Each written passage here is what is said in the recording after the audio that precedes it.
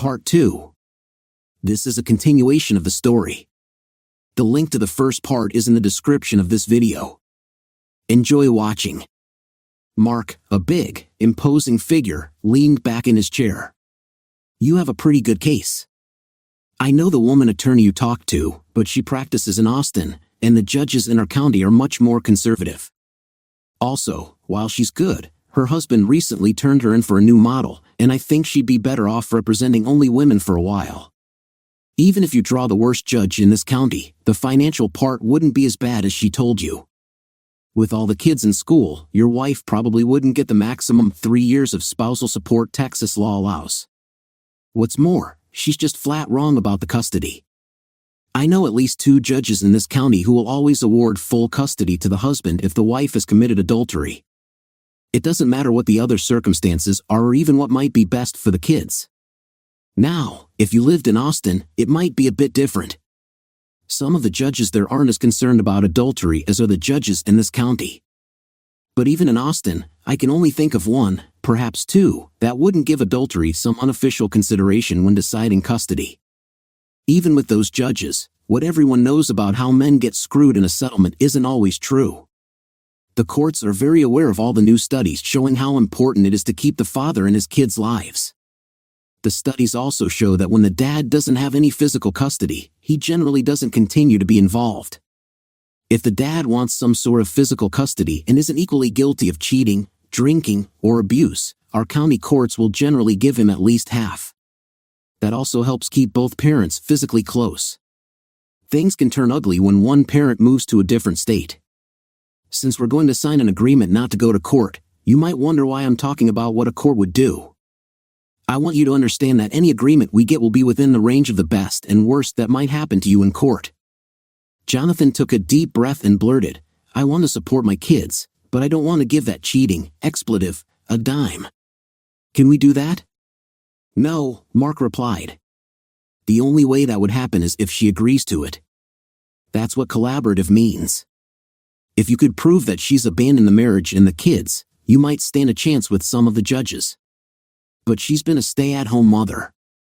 Both you and the kids benefited from that, and it has real monetary value. You've told me how you sacrificed to make it possible for the household to be your job. What sort of message are you sending to your daughters if you change that now? Do you want them to think that being a full-time mother doesn't have monetary value? That's the message you'll send if you try to make Susan suffer because she didn't get a good job outside the home. Is that really what you want to say? Jonathan sighed. Not putting the kids in daycare and letting Susan make their house a home had been important to him. He wasn't sure when she started her affair, she said a year ago, but when he thought about it, the way the house was before the kids started school and after just seemed different. It was clear that Susan no longer had the same focus on creating a safe home for the family. Once the kids started school, she began taking craft classes and getting involved in various civic projects instead of focusing on her family's needs. Jonathan had accepted this as part of life. Like everyone, Susan had grown as she got older. He'd hoped she might get a part-time job so that he wouldn't have to work so much overtime, but he had to admit he felt a certain pride that she was able to get involved in community activities, like the wives of their wealthy neighbors. Now, a bit shamed, Jonathan looked at Mark in his expensive suit. I'm not too good with words, Jonathan admitted. I think that's one thing that scares me about all this legal stuff. I'd bet on myself in a bare-knuckle brawl with money, marbles, or chalk, but I'm not good with an argument. I don't even have a good answer. Days later, I'm the guy all those greeting card companies had in mind when they wrote that stuff. I've spent hours picking out a card for Susan or the girls on special occasions or just when I wanted to tell her I loved her, because I could never find words like that in myself. Jonathan's eyes locked with the lawyer for several long minutes as the 2 men took silent measure of each other. There wasn't any tension, just a lively nonverbal discussion. Finally, Mark's mouth twitched, hinting at a smile. I understand. Words and phrases are easy for me, but if I had to fix my car, I'd be using a horse, Mark said. Like the good book says, we each have different gifts. A society needs all of them if we're going to be successful. If this divorce were to go exactly as you wanted, what would it look like? Mark asked. Jonathan hadn't given this a lot of thought. I've been looking, and I found a job on an offshore rig on the Gulf Coast. They work 2 weeks on the rig and then they give you 2 weeks off. Even with all that time off, I'd be making more than I am now. I could pick up part-time work here, but I'd only do things that would allow me to be home when the kids aren't in school. I know the girls need their mother, so if we could split their time so they lived with me half the time and the rest with their mother, that would be fair. I don't need much to live on, especially if I'm on a rig half the time. So I think I could probably give the kids 75% of my take-home after taxes. The rest would be enough to get a little place, make my car payments, and such. Would that be fair? But I don't want a penny going to support Susan. Mark smiled. Under Texas law, you max out at 30% of your assets, basically your salary, for child support and spousal maintenance. Mark paused, steepling his fingers under his chin for a bit, then said, "How long do you think you'd want to work offshore?" Jonathan shrugged. I hadn't really thought about it. I don't want to work out there at all. I like Central Texas, it's close to my family. But I didn't see any way that I could work here and still have any time for the girls, especially if I have to work even more overtime to pay for an extra place. I'll be too tired to spend any time with them. That's why I'm going to work offshore. My understanding is that oil companies get more than a month's worth of work out of you in the 2 weeks on the rigs, but you're free the rest of the time. The benefits look good, and by working part-time here, I can start to put something away for the girls to go to college. After a few seconds' thought, Jonathan continued, but I don't want the girls to think I love work more than them, and I want to see them grow up. Susan is always saying I just sit around watching TV and drinking beer, but I listen to what's going on too. Susan was always telling me about what the girls were up to. Cindy and Joey would come sit on the couch with me and talk, too. They'd tell me all sorts of things about what was happening to them, stuff I never talked about with my parents. I never said much, I just listened mostly. I'd give them advice, and I never forgot that I was their dad and not their best friend, but it was just so neat to see how their minds worked and to watch them becoming smarter and more grown up. Cindy would talk about boys and what her friends were doing. I was part of their lives, you know? I don't want to lose all that. I want to be able to spend time with them and not be a stranger who takes them to dinner.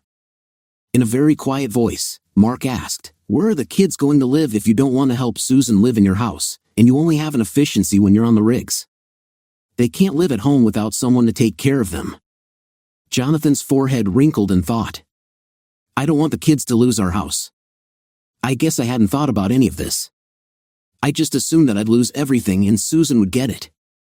I just don't want to pay her anything. I'll buy the kids gift cards for Lou's Cafeteria or any good place to eat, but I don't want to buy so much as milk for Susan's coffee. Jonathan's lips compressed. I don't want to pay for her housing either. I want the kids to have the house. I don't mind paying for that, but I don't want her to live there.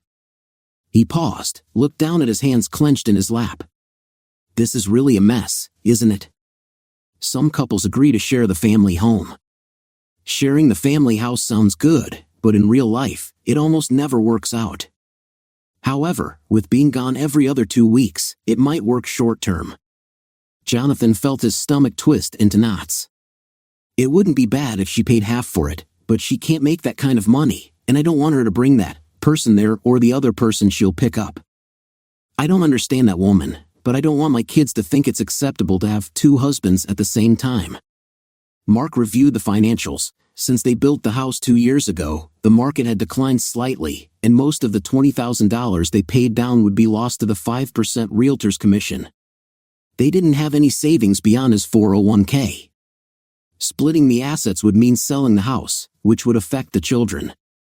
If this went to court, there was a good chance Susan would gain full control of the house until the kids were grown. Jonathan would then get half of the profit when it was sold. Mark had seen this scenario before. It was especially tough when one spouse was a stay-at-home parent. Once divorced, you won't have any say about how she lives her life, but if it's your house and you cover all the costs, you can have a say about what happens there. If we could figure out a way to get her cash for her share of your assets, his voice trailed off in thought, would you consider letting her live in the house during the periods you're on the rigs? The free rent might serve as some support, at least until she finds a job and starts supporting herself. Choking off a bitter laugh, Jonathan said, Susan won't ever go to work. All she wants to do is be a wife and mother. I wasn't enough for her, so she had to find someone else to be a wife to. She'll do the same thing again. I shouldn't have to support her while she shacks up with whatever number of men need her as a part-time wife." Jonathan paused, realizing he had stumbled into a new understanding of Susan. "I don't understand that sort of thinking. I only want one woman. I'll give her everything I have, all of me. Isn't that what we promised each other at our wedding? I mean, I don't smoke, I have a good job. Before this happened, I don't remember the last time I drank enough to worry about passing a DWI test. I don't gamble, I bet a few bucks on a game, but never more than a 5 here or there. Hell, I don't even buy lottery tickets because the odds suck. I don't chase other women, and I've sure as hell never raised a hand to any woman, much less Susan. I've thought hard about this, but I've never thought of it this way. It wasn't just that she felt the need to have sex with another man, it was that I wasn't enough of a husband for her. She wants more than me. That's why she had to lie to me. I might not be enough of a man for her, but I'm too much of a man to settle for half a woman.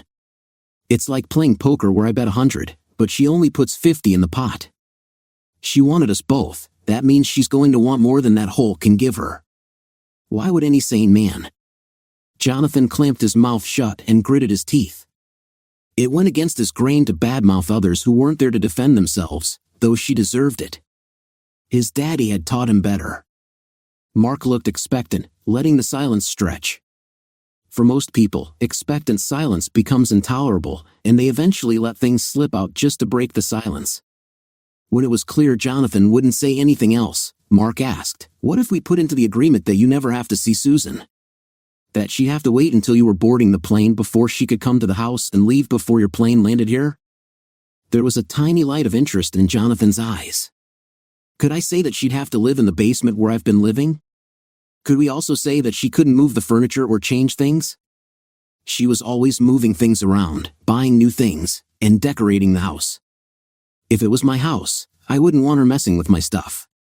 She'd be like a guest there. Could I do that?" Mark suppressed a sigh.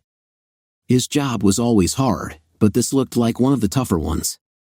He had to keep reminding himself that he was only hearing one side, but his experience told him that Jonathan was being as open as he was capable of being. He knew scores of women who would give their right arm for a man who gave as unreservedly as Jonathan, a man whose integrity was such that what you saw is what you got. He was what the world used to call a plain man, and it was meant as high praise. It was cases like this one where Mark's old competitive juices kicked in. He'd have to be careful. Jonathan had been surprised that Susan had dragged her feet about the divorce. She was the one who filed, but she wouldn't start talking to lawyers on Mark's list for weeks. More weeks had passed before they were able to set up this face-to-face meeting. Jonathan had already worked several shifts on the offshore rigs. It was harder and lonelier than he'd imagined. Until they settled on the property and custody questions, he'd rented a one-room efficiency in Austin. He would not live in the basement of his own house like some sort of troll. He'd come over to the house when the kids got home and would leave after they went to bed. Still, Jonathan had an icy knot of fear in his gut, despite being relieved that the process was getting started. He thought he'd known Susan, but now she was so unpredictable. Mark had worked hard to help him understand what would happen if he went to trial. No matter what Jonathan thought, the law thought Susan should get half of their net worth. The plan that Mark had helped him develop would allow him to avoid paying any spousal support. Instead, Jonathan would cover all the children's expenses, food, clothing, and medical needs. He would provide a generous allowance for each girl and even pay for gifts that Susan would pick out within price guidelines. Jonathan would also pay for any athletic team fees or lessons the children might try. There were guidelines to ensure the money wasn't wasted on lessons that weren't appreciated. For instance, if a girl took piano lessons, Jonathan wouldn't pay unless she also spent time practicing. He wouldn't buy a piano until the child had proven a commitment. Jonathan would also give Susan a portion of his 401k but would get full title to the house in return. Susan would be the custodial parent and would live in his house with the children full-time, but he'd have unlimited access when he was unsure, for a maximum of 3 years. During the 2 weeks a month Jonathan was in town, Susan would live in the basement, which would be fixed up as an apartment with a separate entrance. After 3 years, Susan would need to find her own place so Jonathan could live in his house 2 weeks every month. In 10 years, when little Nancy graduated from high school, Susan would no longer have access to his house. It wasn't what he wanted, but Mark had convinced him it was fair and better than what he might get in a court fight. Besides, although he hadn't said anything, he was pretty sure Susan would find someone to marry very soon. Under the agreement, she wasn't allowed to have any man in any part of his house, even for dinner. Jonathan was sure she'd find someone soon who wanted a wife. As Jonathan looked around the room Mark had specially designed for these meetings, he was struck by the quality of the furnishings. There were 4 very comfortable chairs around an elegant coffee table. Near each chair was a writing table on rollers, resembling those you see in hospitals to allow a patient to eat in bed. The room was decorated like a cozy living room, with a gas fireplace to create a mellow atmosphere. Mark's secretary had shown them in and was still explaining the amenities of the room when Mark and Susan's attorney, Laura, entered, each holding a sheath of papers.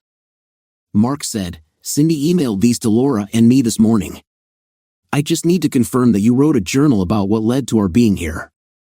Jonathan looked at Susan, who looked smug. "I wrote those so I'd remember what was said and how I was feeling while all this was going on. I was trying to find a way to explain what Jonathan was doing to me. When Cindy saw me writing the other day, she said she was going to take it to Jonathan. I wasn't happy about Cindy knowing all the details, but I thought this might be a good way to make sure Jonathan read it." Laura snorted. "You actually encouraged Cindy to send this?" Jonathan saw the anger flare in Susan's eyes. "Yes, I did. I took out almost all, the references to sex. I just wanted Jonathan to understand that this wasn't about sex," Susan said.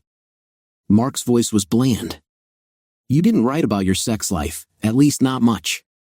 But you wanted Jonathan to know that for the last 4 years you were running Rich's house, doing all the cleaning, washing the dishes, and cooking for him.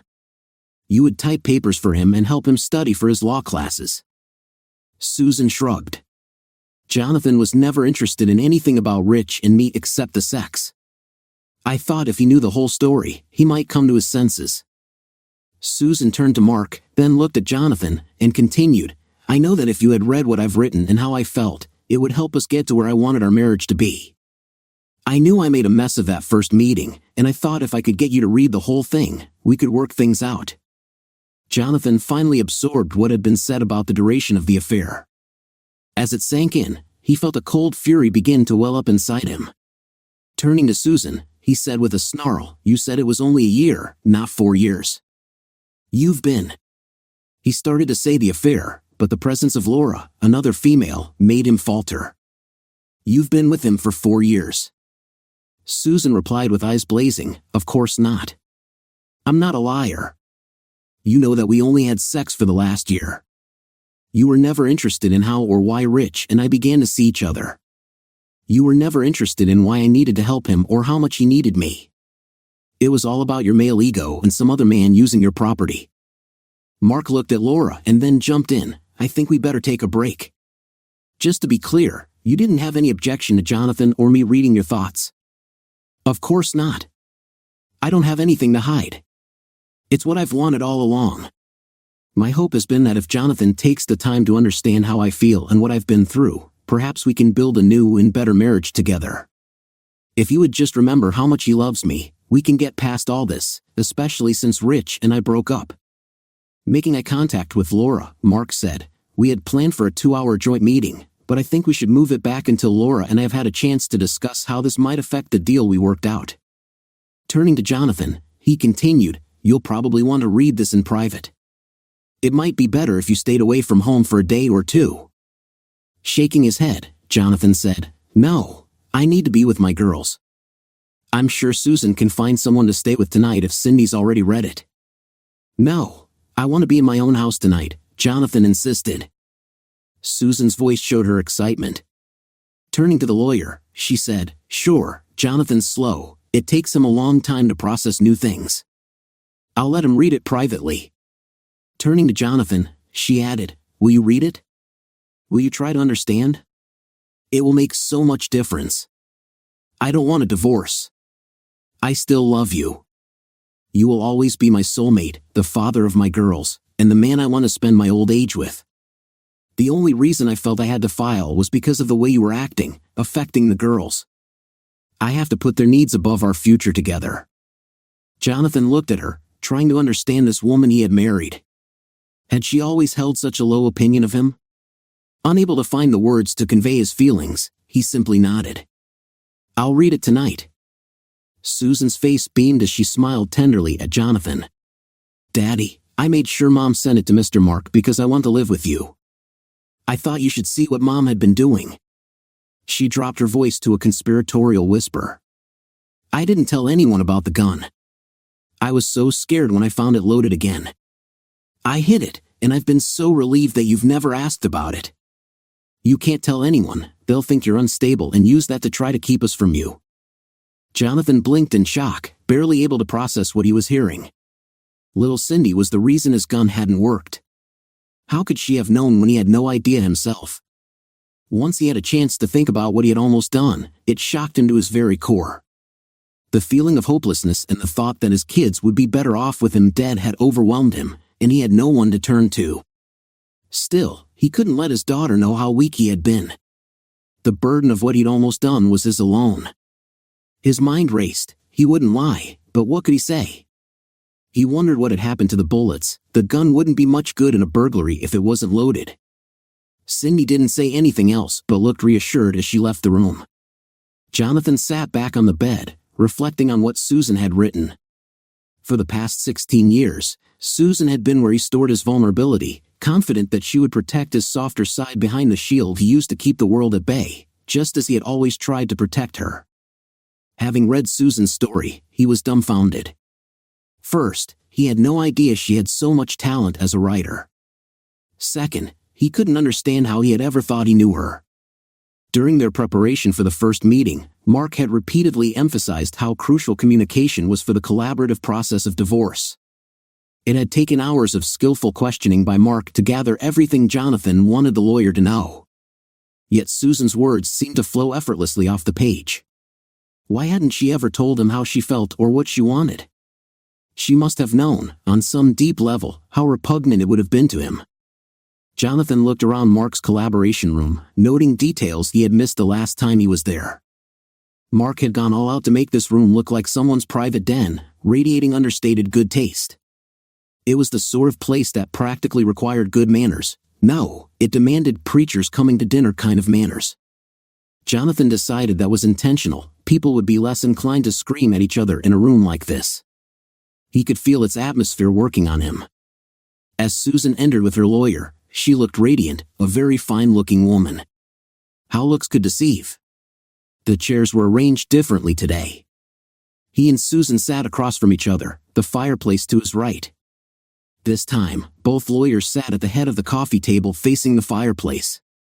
Jonathan looked expectantly for Mark to begin. He had spent several additional hours with him preparing for this second joint meeting. Mark nodded at Jonathan and then Susan. "Laura and I have spent over an hour together, going over how this situation has changed. As we've told you, one of the advantages of this collaborative process is that I don't have to view Susan as someone I'll have to face in depositions or court. I can see Laura as a partner in trying to solve your problem, not an adversary to defeat as badly as possible. Our job in this process isn't to get our client every knife or fork possible out of the settlement, but to find a solution both parties feel is fair and that will allow them to move forward with as little bitterness as possible." Mark paused for a moment, reflecting on his words. "What I find remarkable is that, using this process, most clients end up giving up less than they were prepared to sacrifice and receive more than they expected. I often find I'm needed more to keep my clients from accepting less than most courts would give them, rather than fighting to ensure they're treated fairly by their spouse." Mark nodded to Laura. "Laura, would you like to add anything?" Laura took her turn. "This has been my experience as well. I've also seen fewer custody problems down the road with this process than in divorces that go to trial. If a couple can end their marriage in a collaborative way, they tend to continue to cooperate when custody issues arise. Custody problems will happen no matter how tightly the custody agreement is written. Part of our job is to work with our clients to get them into the proper frame of mind before the first negotiations begin.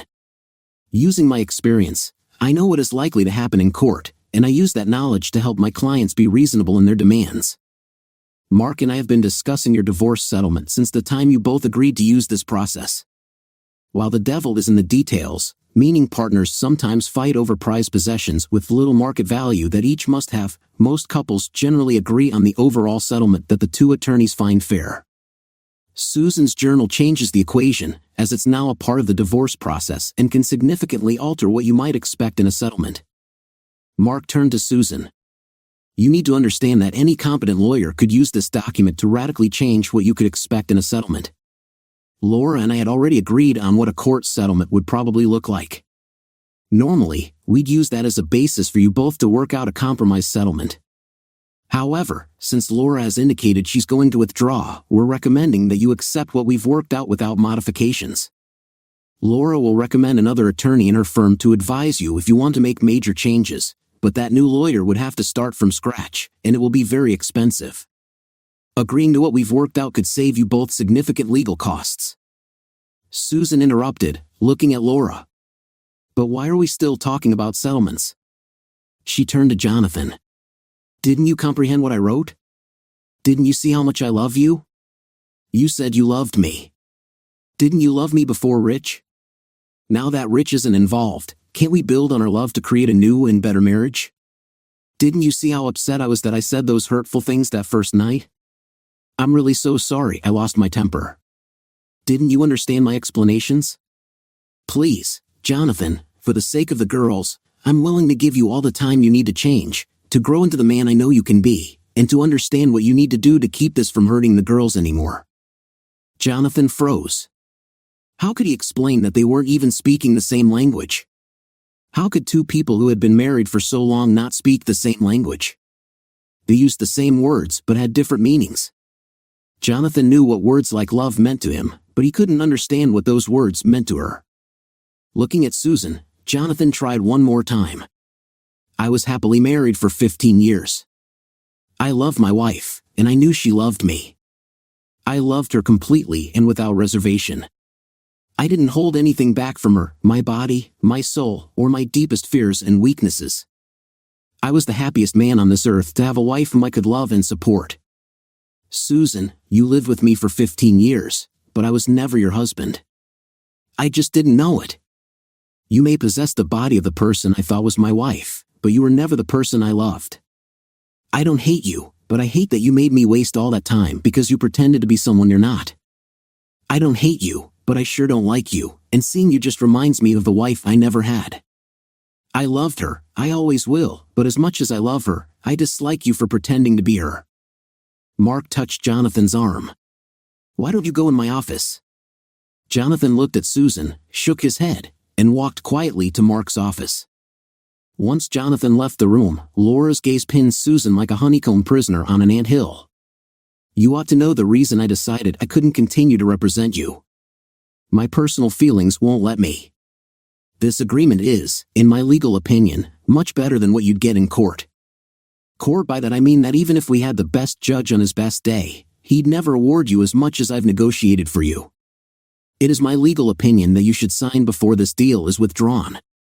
That's my last piece of legal advice to you. I'm going to ask Mark to leave in a moment since I will no longer be your lawyer. I'd like your permission to speak to you woman to woman, with Mark as a witness.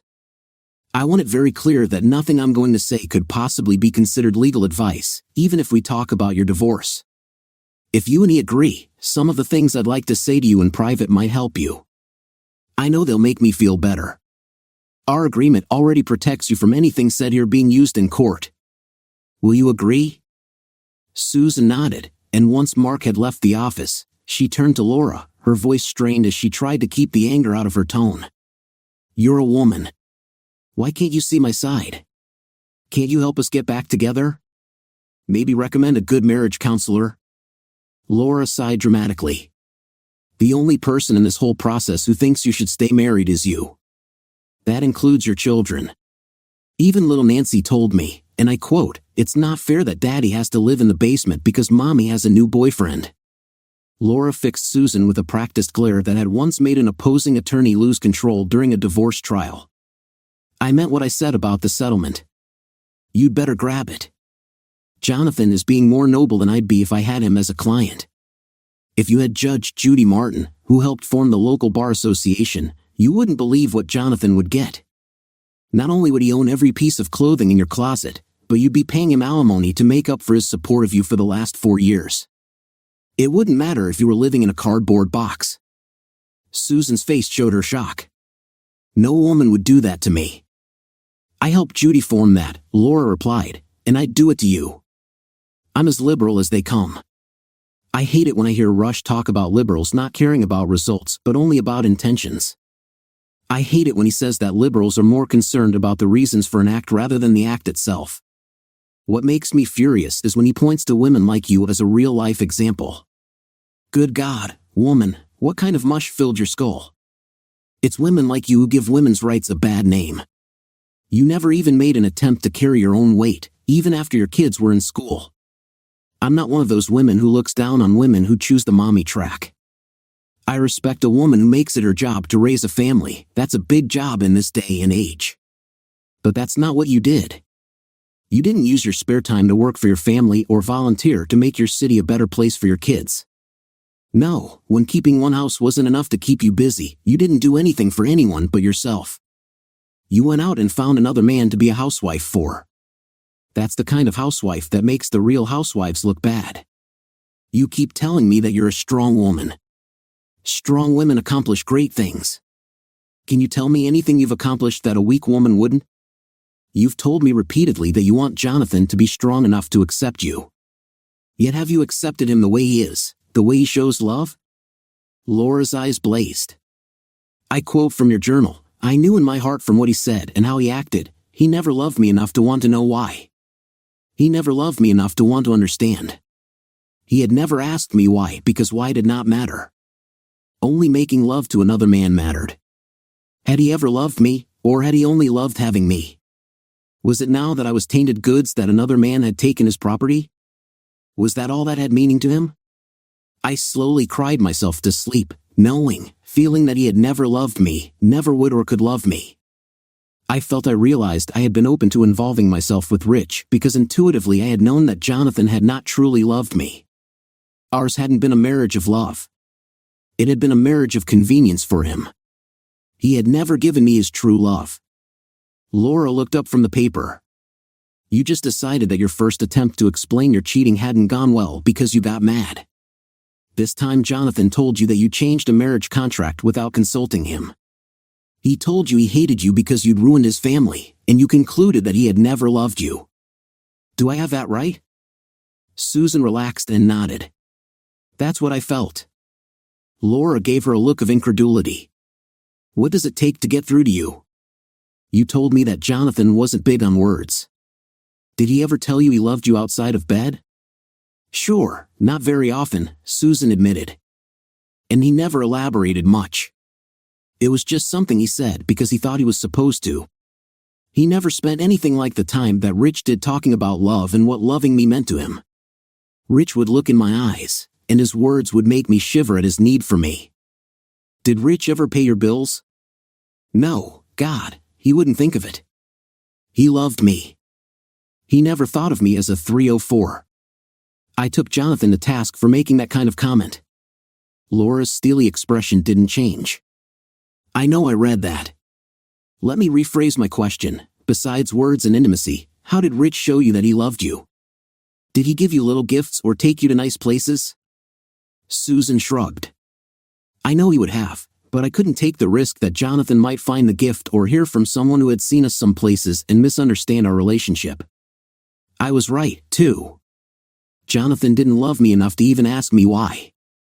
If he'd asked you why, I'm sure you would have given him other examples of how he failed you as a man, how your lover was more attentive, how Rich could better meet your needs because he was. Susan interrupted. No, she paused and thought for a second. No, it wasn't that much better, really. It was more different than better. Rich provided me things that Jonathan didn't or couldn't. They were different types of men. Rich was looking even more formidable. Laura jumped back in. I think you said no. Susan stretched out the word this time, giving it a you don't understand inflection. Jonathan just didn't respond to me the way Rich did. Honestly, he wasn't doing much of anything, if I remember correctly. He didn't do much more than fish every now and then, sit in front of the TV, and drink beer. He'd given up most of his friends, became dull. Right, Susan cocked her head, trying to figure out what the tone Laura used meant. Yes, that's true. He's put on some weight too, and he just didn't seem interesting. He didn't talk to me. He didn't want to know how I was feeling. I don't suppose working 60 hours a week, 51 weeks a year so you could have that $500,000 house might have had much to do with that. Never mind. What were you doing to find out what was going on in his life to take care of him? I think he carried his lunch to work to save money. Did you make that for him sometimes? Getting everyone off in the morning was the most hectic time of the day. Laura shook her head and then continued, since you did most of the cooking, did you watch his diet, help him get involved in exercise? I seem to remember that you resented that he didn't want to go to the parties that you wanted to attend. Did you try to find activities he might enjoy? Just talking to you both, I know that you are much better at organizing social activities than Jonathan. As a strong woman, did you take the lead in that area, or was too much of your time taken up doing housework for Rich? Susan flinched. Laura's tone was definitely hostile. If he loved me, he was supposed to put me first too. Doesn't that mean you were supposed to put him first too? Can you give me any examples where you did put him first? Did you put him first when you walked out of the house to go see Rich after you told your husband he wasn't attentive enough? You actually expected him to support you emotionally while you were tearing his whole world apart, along with everything that was important to him, didn't you? I think you wrote that the reason you thought you were entitled to his support while destroying him was that you found the situation emotionally stressful for you. Susan said quietly, I said that I understood that I didn't handle that first night very well, but it wasn't as bad as you're making it sound. Laura said. You realized you might have expressed your feelings better 2 days later, when you were in the afterglow of your lover's presence. Even then, all you really regretted was that you lost your temper and weren't able to manipulate him into understanding that you were really the victim in the tragedy that you created. Susan bristled. I'm a strong woman, and I have to make sure I don't let him take advantage of me. Susan saw Laura's face turn red, and for a second she thought Laura might lose it. Then, in one of those deceptively soft voices, Laura continued, Do you think I'm a strong woman? I've had one of the highest percentages of wins of any lawyer in this state. I was elected 3 times before I retired as a district judge. I've got 2 great kids and 3 wonderful grandkids, with a 4th on the way. What do you think? Sure, I knew you were a strong woman when I saw the pictures of you with those famous people all over your wall. Thank you. I've always thought of myself as a strong woman. I can't tell you how much it means to me to hear you confirm it. Weak women bring out the worst in people. Susan frowned. Laura's tone had turned hard again. Then Laura softened and continued, I've been married to my husband for almost 38 years now. When we were first married, he was already a pilot with a major airline but based here in Austin. He was making tons of money, and I had just gotten out of law school with a lot of student loan debt and other money I owed. I didn't seem to be able to keep track of my expenses. We married, and we decided to have our kids before I started my career. Jim put me on a strict budget. Then, right after the youngest started school and I'd gotten a good job with a firm in Austin, I continued to turn over every penny I made. Not long after that, we had a major crisis in our marriage. A drunk driver hit Jim while he was parked, and suddenly he couldn't pass a flight physical. He decided that if he couldn't fly, he'd teach math and science to high school kids, perhaps help them soar someday. So, what do you think happened to our budget now that I was making the big bucks and Jim was pulling in less? You took over, of course. You had the power. No, nothing changed.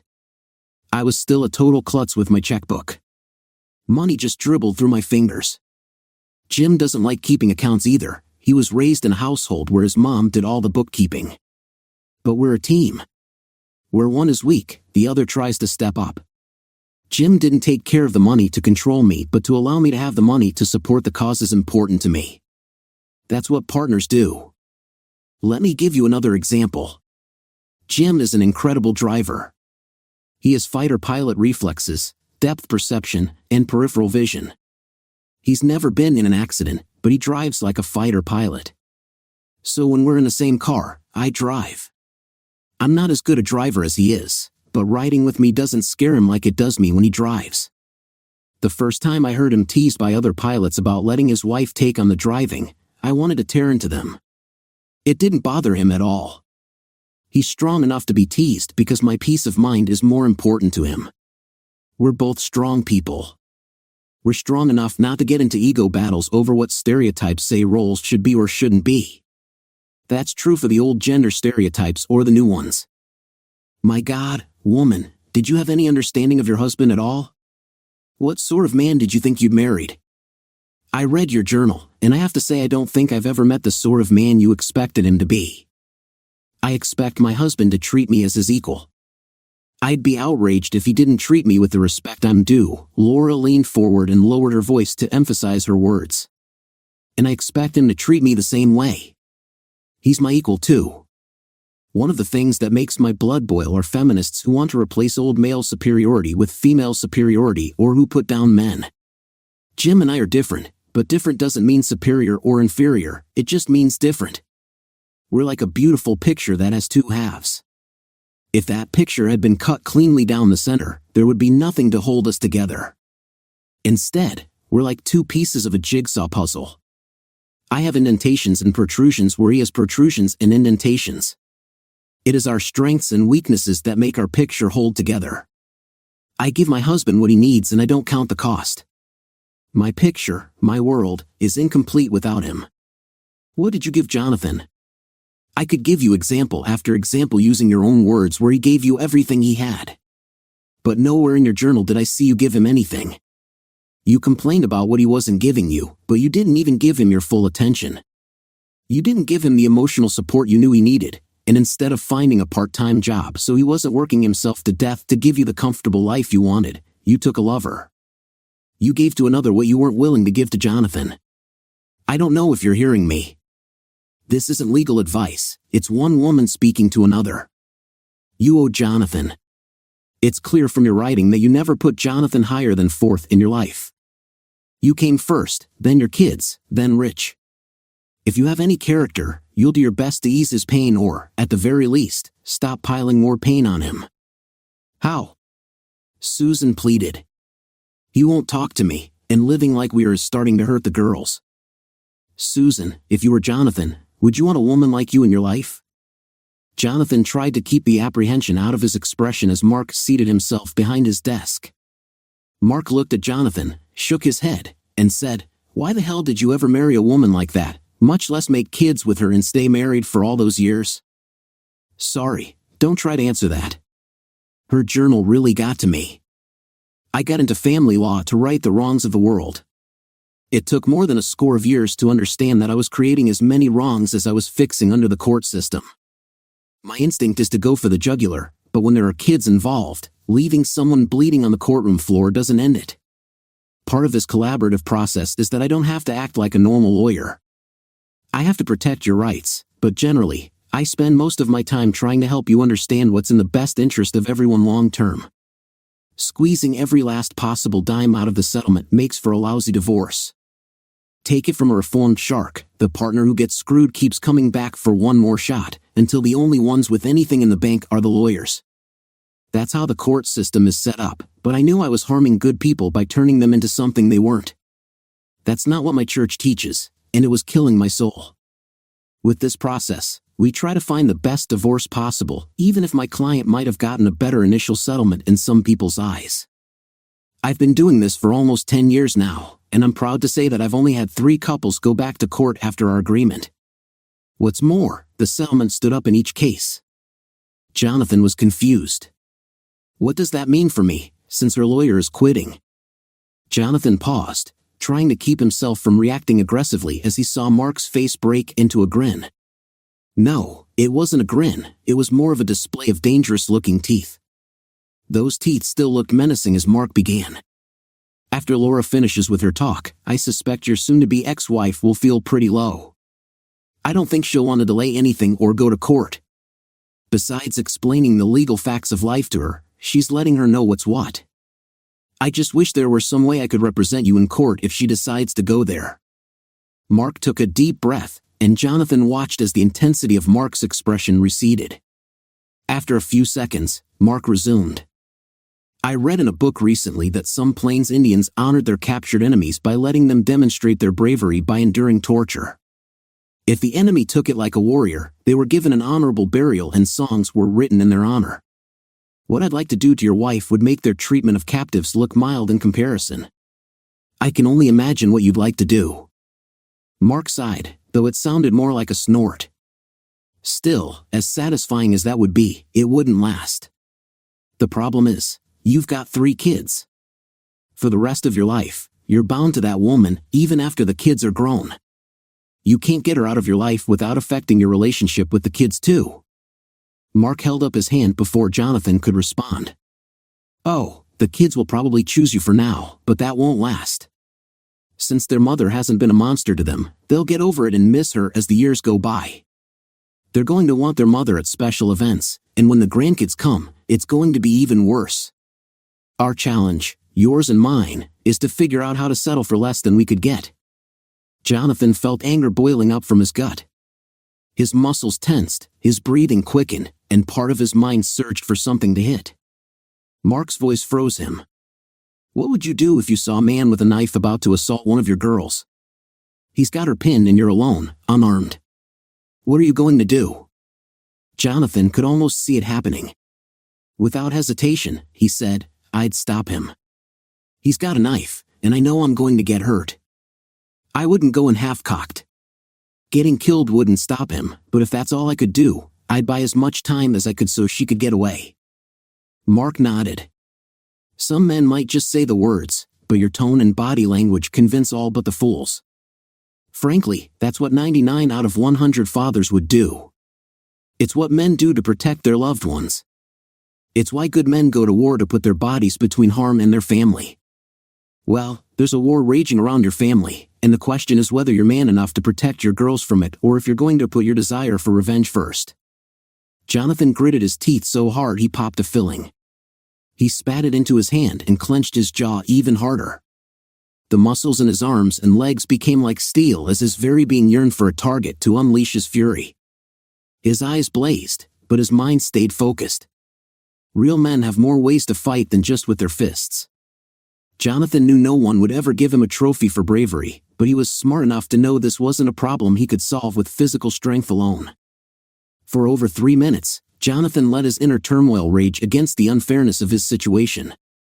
When he regained control, he gave Mark a tiny nod. Mark's eyes widened, and with a tight smile, he returned a comradely nod. One of the reasons I'm glad I'm a Christian is that I still see too many people get away with worse than murder and divorces. I think there's a special place in hell reserved for them. I take that passage in Romans that says, "Vengeance is mine, I will repay," as a personal contract between God and me. It lets me sleep at night. Here's the situation you're in. You can get pretty much anything you want right now, but it won't last. It won't take Susan long to find another way to support herself and potentially drag you back into court if she doesn't feel she's won in the divorce battle. I suggest we give her the appearance of winning but keep you in control.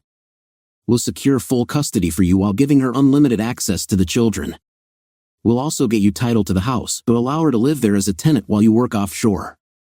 You'll provide an efficiency for her to live in while you're home, in lieu of any monetary support. In 2 years, or when she remarries if that happens sooner, she'll need to find a way to support herself and you can get her out of the house. I assume you don't want to work offshore more than 2 years.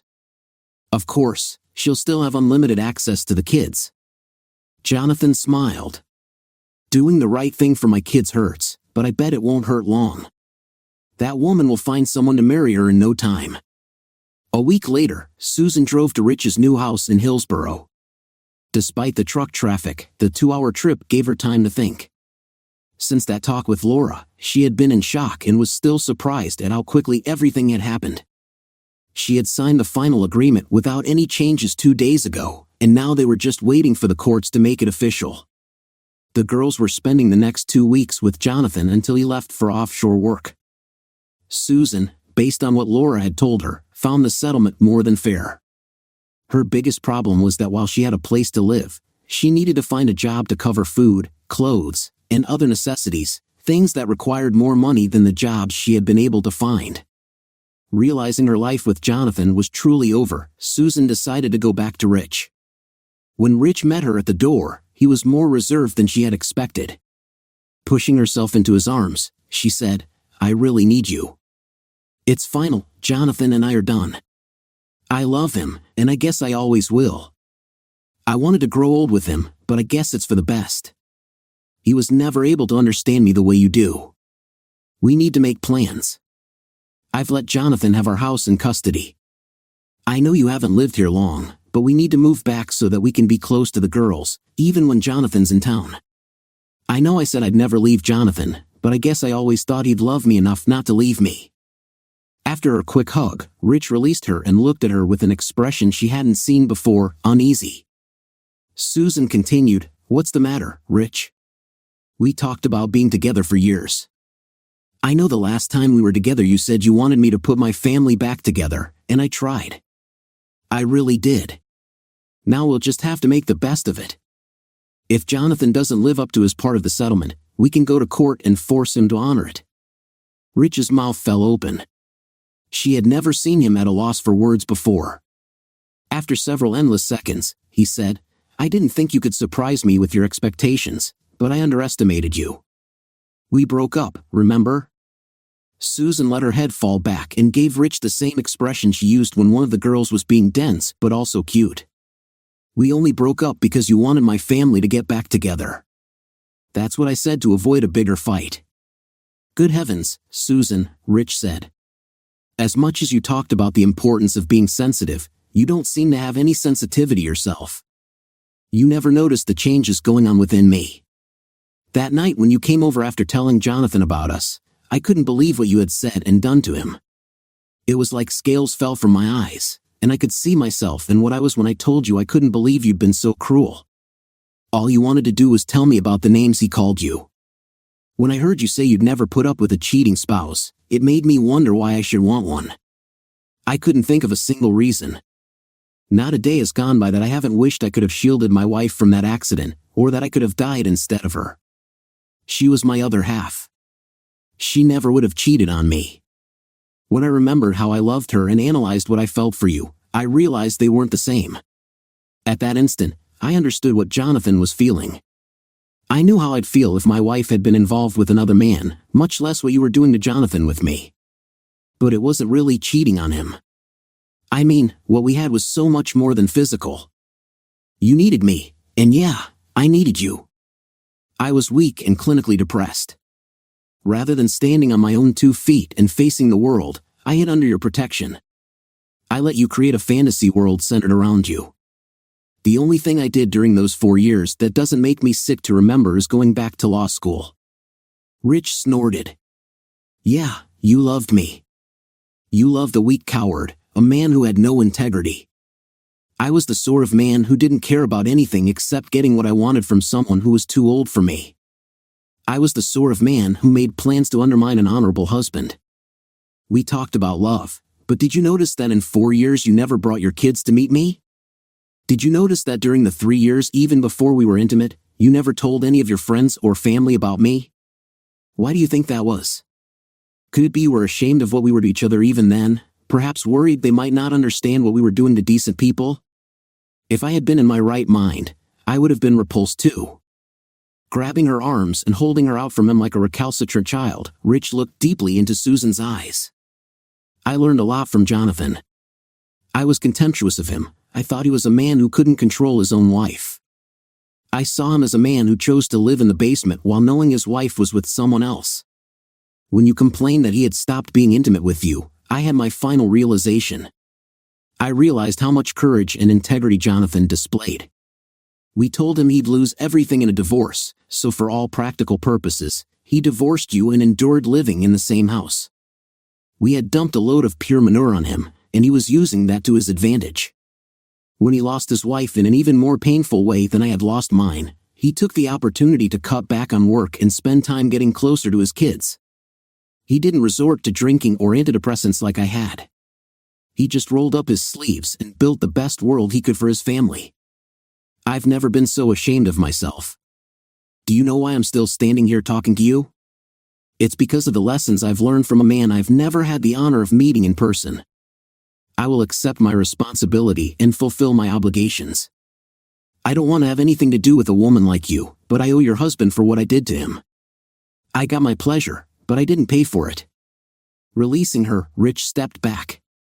"Jonathan paid for your room and board while I was with you. I owe him, and I'm going to pay him. He'd never take a dime from me, so this is what I'm going to do. No man should have to live with his ex-wife in his house. I'll use some of my insurance settlement money to buy a place near his house. It will be nice and big enough for the girls and you to live in. You can have free use of it until little Nancy graduates or you remarry. Maybe Jonathan won't have to work offshore. Perhaps he can get another job here to be with his kids full-time. That's the best I can do for him. I'll even give you a small allowance to cover your needs. Jonathan paid for those while I was with you. Additionally, I'll pay for your education, even college, if you don't take any money from Jonathan.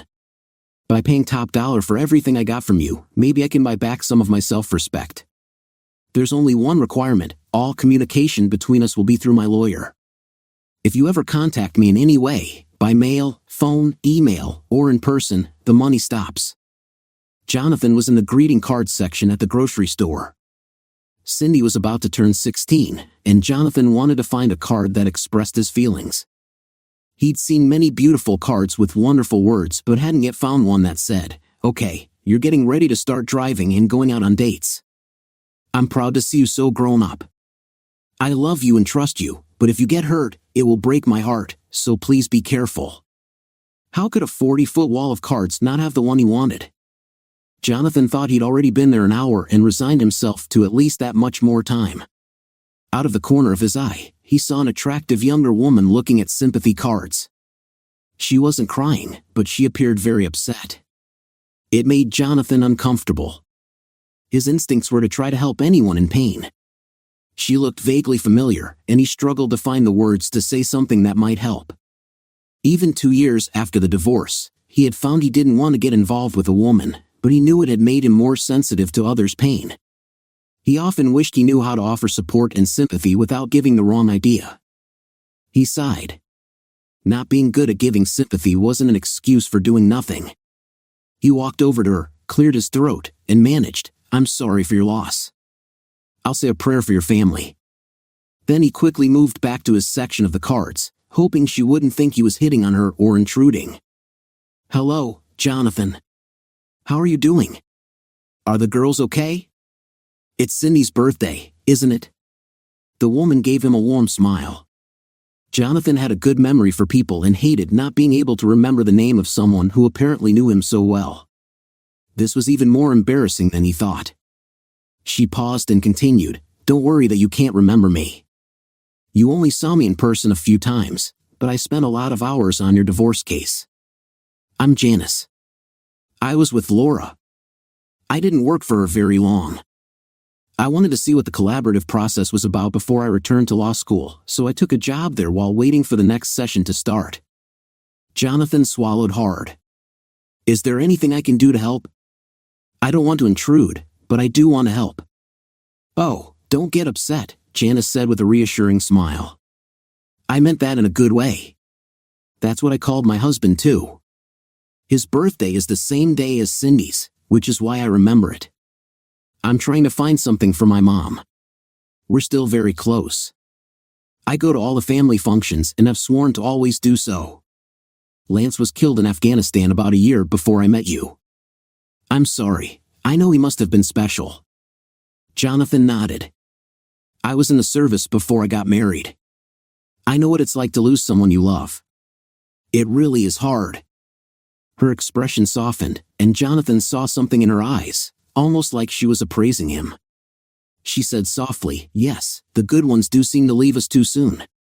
And it's so hard to find real men these days, men who aren't afraid to be men." Nancy demonstrated she had inherited her mother's linguistic skill as she added a truly impressive number of syllables to her complaint. "Is it a law that bridesmaids' dresses have to be this ugly? I swear, when I get married, my bridesmaids will look great." Flopping onto her bed, she continued, "Do I really have to go to this wedding? Couldn't we come up with some emergency? I don't want to have to. I will not stand for that attitude in this house, her mother said firmly. A wedding is a happy occasion. You will not ruin this day, do you hear me? But Dad said, Nancy replied with an equal number of syllables, this is the third time I've been her bridesmaid since you and Mom got married 9 years ago. I suppose I should be happy I'm old enough now to stop being her flower girl. Seeing her father's look, she blushed slightly, realizing she had vented in his hearing. She stood up and walked over to Janice, hoping her father would wander off now. Janice squatted down to pin the hem of the dress so she could sew it later. John, we have this under control. It's the sacred right of a bridesmaid to complain about her dress. She wasn't breaking your rule about saying anything negative about Susan. It's just wedding nerves. Remember how you felt when Cindy got married? That's right, Dad, Nancy said. It's just the dress. I'm really glad Mom finally found someone.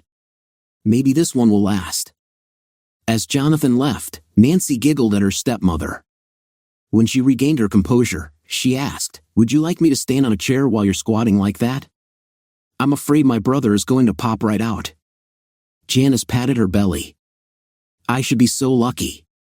I'm told the first child can be quite a challenge. Her expression turned wistful. I do hope your mother will find what I've got with your father. Nancy took Janice's hands in hers. Dad was lucky to find you. We were all lucky to find you. There's a reason we call you Mom and not her mother. You've taught us all about what a strong woman is by how you've been there for him. Dad's not that good with words, but when I catch him looking at you, I know he thinks you're his perfect woman. Nancy bit her lower lip and squirmed for a few seconds before asking, Janice, I love my dad and I think he's the greatest, but, well, I mean, you're a beautiful lawyer, and you've got all those awards. I know you make more money than Dad. I know some of your friends must think you married down. Janice's eyes flashed. Not if they're friends of mine. No one can take credit for their intelligence or gifts, you're born with them. You didn't earn them. The marketplace decides what those gifts are worth, and the market isn't always fair. Why do singers make more than teachers? The only way to judge a person is by what he does with his gifts. Your father is the world's best mechanic. He became that because of his character, heart, and hard work. Be strong enough to never settle for mediocrity in one field if you can have the best in another. It doesn't matter whether he's the best judge or the best janitor, the best in his field is always something special. Oh, and don't be so sure about who makes the most money. People will always pay for the best. Besides, even if you're just the best hamburger flipper, you might end up owning franchises. Just look at your dad now that he has his own shop. You might be surprised at how much he makes. The world will build a superhighway to the door of a good, honest mechanic. I'm a very lucky lady to have found your father. It's been my goal to be the best wife and the best mom. Dropping her voice, she continued, you girls were so great, it was so easy. But I'm scared about having to start from scratch with a baby boy. Nancy swallowed several times to clear the lump in her throat and then continued in a light tone, there's only one man like Dad. Okay, Cindy got lucky too, but they don't make them like Dad anymore. I know I've been kissing a lot of frogs recently. Janice stood and, with a gentle smile, said, you're lucky you know what to look for in a man. Your dad's taught you that there are good, strong men out there. Sometimes it's hard to tell the difference between a warrior and a bully or a bragging blowhard. But if you take your time, you can separate the wheat from the chaff. Your dad showed me what kind of man he was when he and your mother were separating. I knew it would take him some time to be ready to move on, but I kept my eye on him. You don't want to let the good ones get away. I didn't plan to meet him in the cards section of a grocery store, but when he tried to cheer me up, I knew it was time. Nani's face turned serious again. You never know who's watching, do you? I mean, if Dad hadn't been so noble during the divorce, he might never have found you, would he? I know some of the good ones my age haven't finished growing up yet, but you've convinced me that they're worth waiting for, and I will. I'm so lucky that I have you in my life. You've taught me how to be the sort of woman a strong man needs. I love you, Mom. Nancy placed her hand on Janice's stomach and felt the baby. Don't worry about him, because you are the world's best mom until I'm ready to claim the title. The baby gave a stomach-rippling kick, and both women smiled. I love you, dear listeners. Please share your thoughts in the comments section below, and don't forget to like, share, and subscribe.